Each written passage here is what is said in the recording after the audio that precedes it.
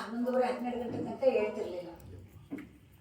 ನನಗೆ ಅವಾಗೇನು ಅಷ್ಟೊಂದು ಶಾಸ್ತ್ರೀಯ ಸಂಗೀತದ ಬಗ್ಗೆ ಮಾಹಿತಿ ಕೂಡ ಇಲ್ಲದಲೇ ಇದ್ದಿದ್ದರಿಂದ ಇವ್ರು ಏನು ಮಾಡ್ತಾರೆ ಇಷ್ಟೊತ್ತು ಅಂತ ನನಗೆ ತುಂಬ ಡೌಟ್ ಆಗ್ತಿತ್ತು. ಒಂದು ಮೇಲೆ ಹೋಗಿ ಇಷ್ಟೊತ್ತು ಏನು ಮಾಡೋದಿರುತ್ತೆ, ಅದು ಕೆಲವೊಮ್ಮೆ ಬರೀ ಸಾ ಪ ಅಷ್ಟೇ ಮಾಡ್ತಿರ್ತಿದ್ರು. ಅದು ಏನೋ ಒಂದು ಗಂಟೆ 2 ಗಂಟೆಗಳ ಸಮಯ 3 ಗಂಟೆಗಳ ಸಮಯ ಬರೀ ಪಂಚಮ ಷಡ್ಜ ಎರಡೇ ಅವರು ನುಡಿಸುವಾಗ ನಾನು ನಿಜವಾಗ್ಲೂ ಹೀಗೆ ಹೇಳಬಾರ್ದು, ಎಲ್ಲರೂ ತೋರಿಸ್ಬೇಕಾಗಿ ಡಾಕ್ಟ್ರ್ ಹತ್ರ ಅನಿಸಿದ್ದು. ಹೌದು, ನಾನು ಖಂಡಿತವಾಗಿ ಸಂಗೀತದ ವಿದ್ಯಾರ್ಥಿನಿಯಾಗಿ ಮಾತಾಡಬಾರ್ದು, ಆದರೆ ನನ್ನ ಮಟ್ಟ ಆಗಿತ್ತು.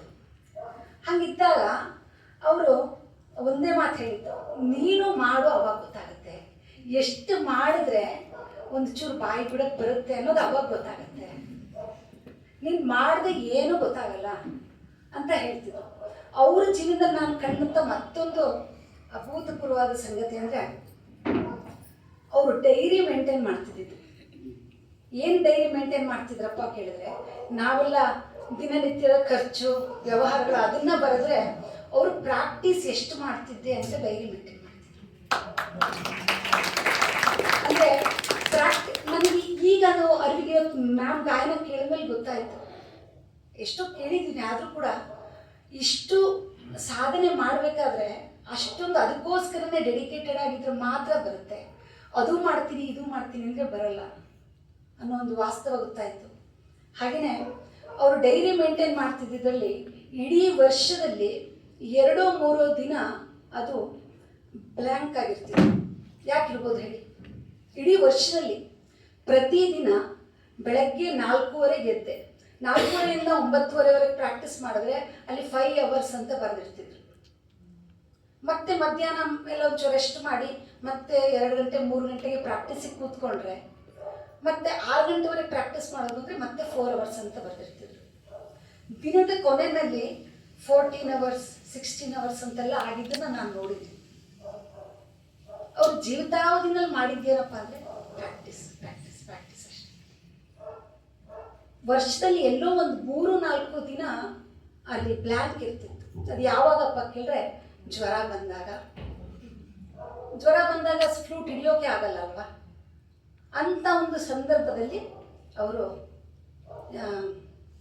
ಪ್ರಾಕ್ಟೀಸ್ ಮಾಡ್ತಿರ್ಲಿಲ್ಲ. ಬಿಟ್ಟರೆ ಬಾಕಿ ಎಲ್ಲ ಸಮಯದಲ್ಲೂ ಅವ್ರನ್ನ ತೊಡಗಿಸ್ಕೊಂಡಿದ್ದು ಅಂದರೆ ಪ್ರಾಕ್ಟೀಸಲ್ಲಿ. ಅಂದರೆ ಅವರು ಸರ್ ಹೇಳ್ದಂಗೆ ನುಡಿಸೋದ್ರಲ್ಲಿರೋ ಸಂತೋಷ ಪ್ರದರ್ಶನ ಮಾಡೋದ್ರಲ್ಲಿ ಇರಲ್ಲ. ಪ್ರದರ್ಶನ ಮಾಡುವಾಗ ನಮ್ಮೊಳಗೆ ನಾವು ಹೋಗ್ಲಿಕ್ಕೆ ಆಗೋದೇ ಇಲ್ಲ, ಏನೇನೋ ಇರುತ್ತೆ. ಇವತ್ತು ನೋಡಿ, ಒಂದು ತಂಬೂರ ಶ್ರುತಿ ಕೊಡ್ಬೇಕಾದ್ರೆ ಎಷ್ಟೊತ್ತು ಬೇಕಾಯಿತು, ನಮ್ಮ ಧ್ವನಿ ಅದಕ್ಕೆ ಶ್ರುತಿ ಕೊಡ್ಬೇಕಾದ್ರೆ ಎಷ್ಟೊತ್ತು ಬೇಕಾಯಿತು.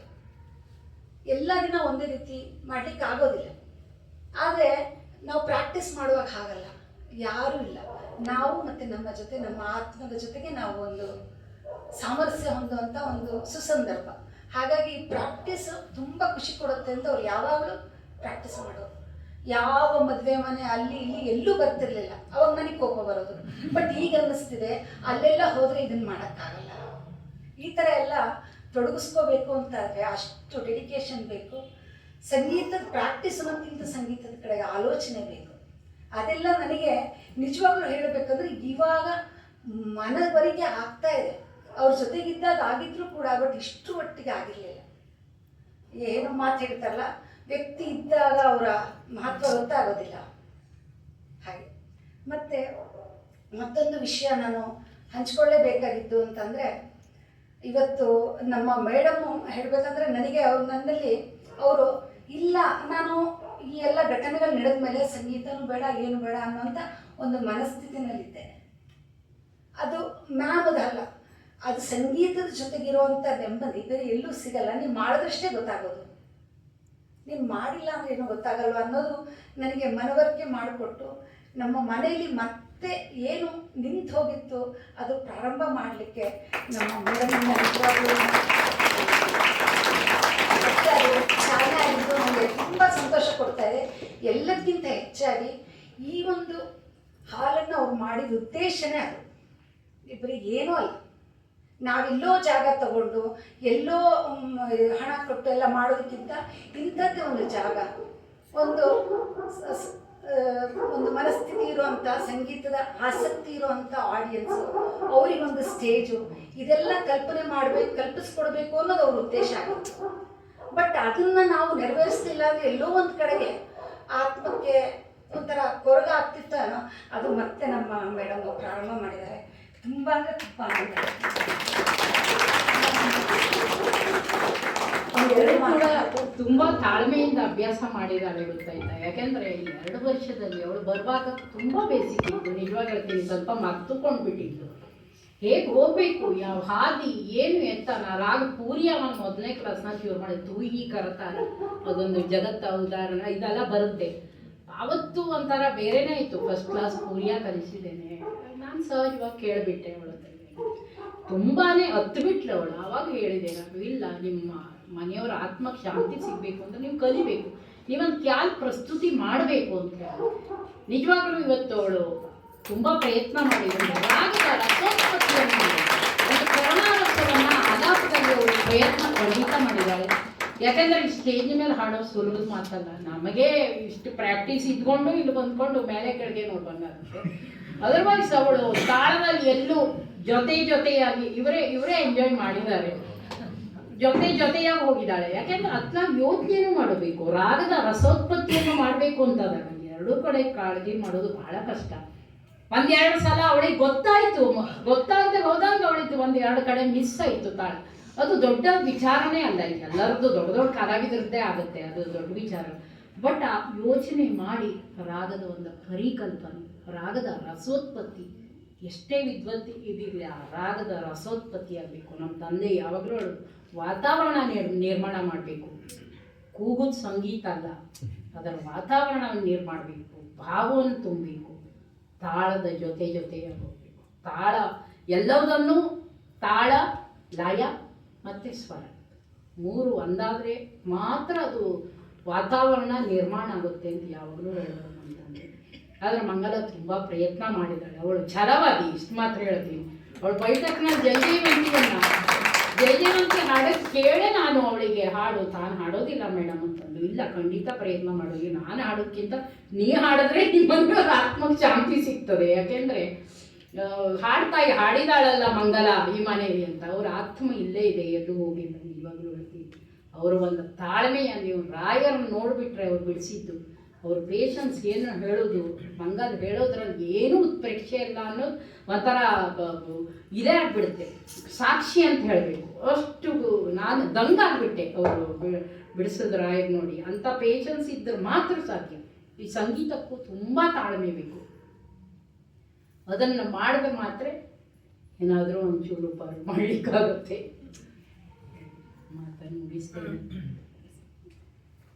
ಮತ್ತು ಅವರು ನಮ್ಮ ಸರಿಗೆ ಇದ್ದ ಸಮಸ್ಯೆ ಏನಂದರೆ ಕಣ್ಣಿಂದು ಸಮಸ್ಯೆ. -11 -14 ಇತ್ತು. ಅವರು ಫ್ಲೂಟ್ ಮಾಡೋದಕ್ಕೂ ಮೊದಲು ಅವರು ಒಳ್ಳೆ ಕಲಾವಿದರಾಗಿದ್ದರು. ಇದು ಅವರು ಬಂದಂಥ ಒಂದು ರಾಯರ್ ಫೋಟೋ. ಇವತ್ತಿನವರೆಗೆ ನಾನು ಆ್ಯಕ್ಚುಲಿನ ತೆಗೆದು ನೋಡಿರಲಿಲ್ಲ. ಅದು ಏನು ಒಂದು ಸಂದರ್ಭ ಅಂತಂದರೆ, ನಮ್ಮ ಮ್ಯಾಮು ದೊಡ್ಡ ರಾಯರ್ ಭಕ್ತರು. ಹಂಗಲ್ಲ, ನಾನು ತಿಳಿದ ಮಟ್ಟಿಗೆ ಅವರು ಅಂದರೆ ರಾಯರ ಮನೆ ಪಕ್ಕದಲ್ಲೇ, ರಾಯರ ದೇವಸ್ಥಾನ ಪಕ್ಕದಲ್ಲೇ ಅವ್ರ ಮನೆ ಇದೆ. ಅಲ್ಲಿ ಹೋಗ್ದಿಲ್ಲೇನೆ, ಅಲ್ಲಿ ಒಂದು ಅವರು ದರ್ಶನ ಮಾಡಿದವರು ಊಟನೂ ಮಾಡೋರು, ತಿಂಡಿನೂ ತಿನ್ನೋದಿಲ್ಲ. ಅದನ್ನ ನೋಡಿದಾಗ ನನಗೆ ಅನಿಸುತ್ತೆ ಅವರು ದೊಡ್ಡ ರಾಯರ ಭಕ್ತರು ಅಂತ. ಇಲ್ಲಿ ತನಕ ನಾನು ಇದ್ರ ಬಗ್ಗೆ ಯಾವುದೇ ಒಂದು ನೋಡಕ್ಕೆ ನನಗೆ ಅರ್ಥನೂ ಇರಲಿಲ್ಲ. ಬಟ್ ಇವಾಗ ಅನ್ನಿಸ್ತು, ಇದಕ್ಕೆ ಸೂಕ್ತವಾದಂಥ ವ್ಯಕ್ತಿ ನಮ್ಮ ಮೇಡಮ್. ಅದಕ್ಕಾಗಿ ಈ ಒಂದು ಚಿತ್ರವನ್ನು ಅವ್ರಿಗೆ ಎನ್ಲಾರ್ಜ್ ಮಾಡಿ, ಅವರಿಗೆ ನಾನು ಸ್ವಲ್ಪ ಭಾವುಕ ಆಗ್ತಾ ಇದ್ದೀನಿ, ದಯವಿಟ್ಟು ಕ್ಷಮಿಸಿ.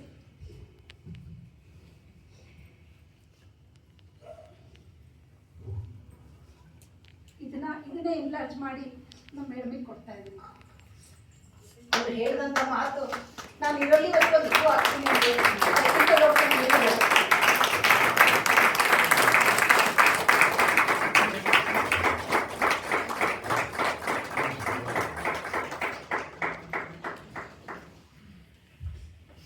ಏನು ಹೇಳಬೇಕು ರಾಯರೇ ಭಿಕ್ಷೆ ಕೊಡ್ತಾನೆ ಇದ್ದಾರೆ ನನಗೆ. ಇದು ಒಂದು ಅವ್ರ ಫೋಟೋನು ದೊಡ್ಡ ಭಿಕ್ಷೆ ಕೊಟ್ಬಿಟ್ರು ನನಗೆ. ಮೊದಲಾರ್ದು ಘಟನೆ ಇದು.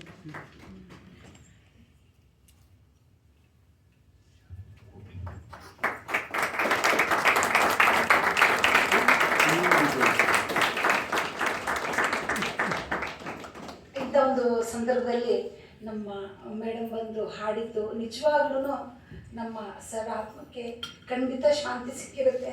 ಹಾಗೆ ಇನ್ನು ಮುಂದೆ ನಿರಂತರವಾಗಿ ಇಲ್ಲಿ ಇದೇ ರೀತಿ ಅವರ ಆಶೀರ್ವಾದದಿಂದ ಇದೇ ರೀತಿ ಕಲಾವಿದರು ಬಂದು ಹಾಡ್ತಾ ಇರಬೇಕು. ಹಾಗೆ ಇಲ್ಲಿ ನಮ್ಮಲ್ಲಿ ಕಲಿತಾ ಇರುವಂಥ ವಿದ್ಯಾರ್ಥಿಗಳು, ಮುಂದೆ ಕಲೀಲಿಕ್ಕೆ ಬರುವಂಥ ವಿದ್ಯಾರ್ಥಿಗಳು ಎಲ್ಲರೂ ಕೂಡ ಈ ವೇದಿಕೆನ ನಿರಂತರವಾಗಿ ಬಳಸ್ಕೊಳ್ಬೇಕು ಅನ್ನೋದೇ ಸರ್ ಉದ್ದೇಶ ಆಗಿತ್ತು. ಹಾಗೆ ನನ್ನ ಉದ್ದೇಶನೂ ಅದೇ.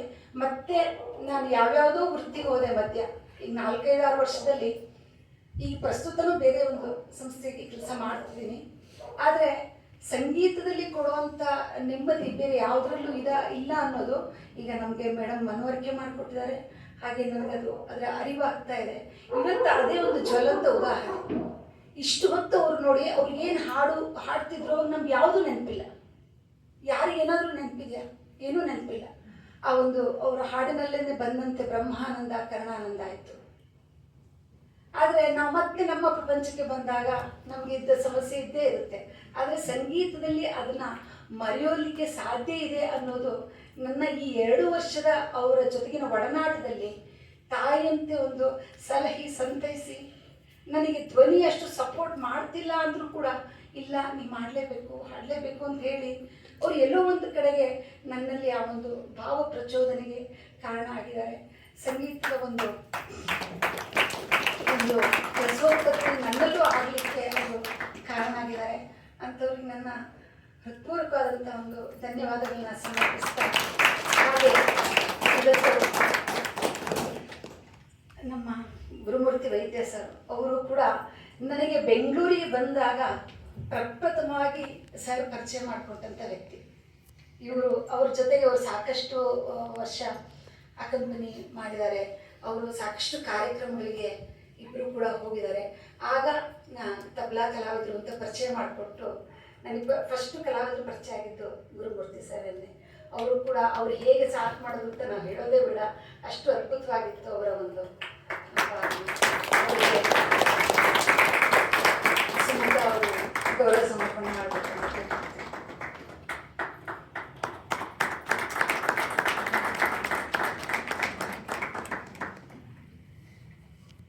ಹಾಗೆಯೇ ಹಾರ್ಮೋನಿಯಮಲ್ಲಿ ಅದ್ಭುತವಾಗಿ ವಾದನ ಮಾಡಿದಂತಹ ಸೂರ್ಯ ಉಪಾಧ್ಯಾಯ ಸರ್ಗೆ ಸುಮತ ಅವರು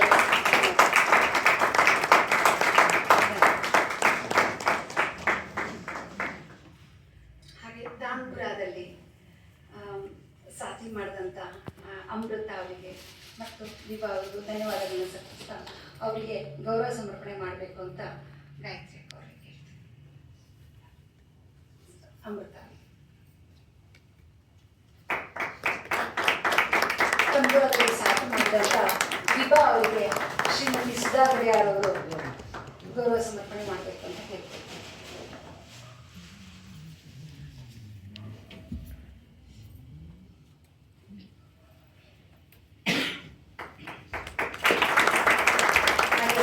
ಭಜನೆ ಎಷ್ಟು ಚೆನ್ನಾಗಿತ್ತು. ಆ ಭಜನೆಗೆ ತಾಳದಲ್ಲಿ ಸಹಕಾರ ಮಾಡಿದಂಥ ಶ್ರೇಯಾ ಅವ್ರಿಗೂ ಒಂದು ಗೌರವ ಸಮರ್ಪಣೆ ಮಾಡಬೇಕು.